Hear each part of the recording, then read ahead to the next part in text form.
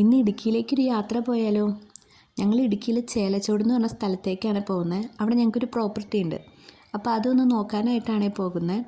ഞങ്ങൾ മാസത്തിലൊരിക്കലും ഞങ്ങൾ ഇതുപോലെ പോക്കുള്ളതാണ്.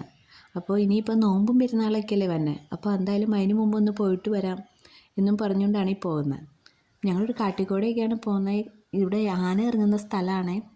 നല്ല മഞ്ഞും ഉണ്ട്, നല്ല തണുപ്പും.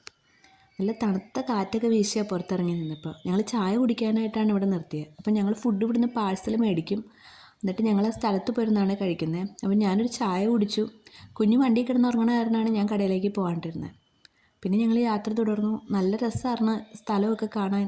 നല്ല ഉദിച്ച് വന്ന സൂര്യൻ, നല്ല ഇളം വെയിൽ. അപ്പോൾ ഞങ്ങൾ സ്ഥലത്തെത്തി.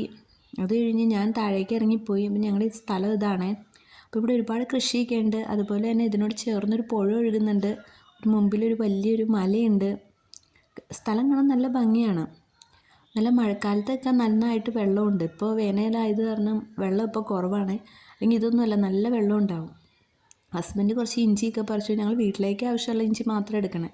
ഞങ്ങൾ എല്ലാ പ്രാവശ്യം വരുമ്പോൾ 1-2 പണിക്കാരെ കൊണ്ടുവരും എറണാകുളത്തുനിന്ന്. അപ്പോൾ ഇവിടെ പണിക്കാരെയൊക്കെ കിട്ടാൻ വലിയ പാടാണ്. അങ്ങനെയൊന്നും പണിക്കാരെ കിട്ടാറില്ല ഇവിടെ.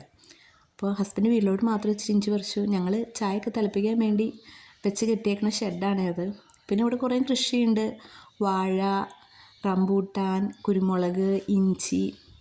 ഞാൻ പിന്നെ കുറച്ച് നേരം അതിൽ കൂടെയൊക്കെ ഫോണുമായിട്ട് നടന്ന് കുറച്ച് വീഡിയോസൊക്കെ എടുത്ത്.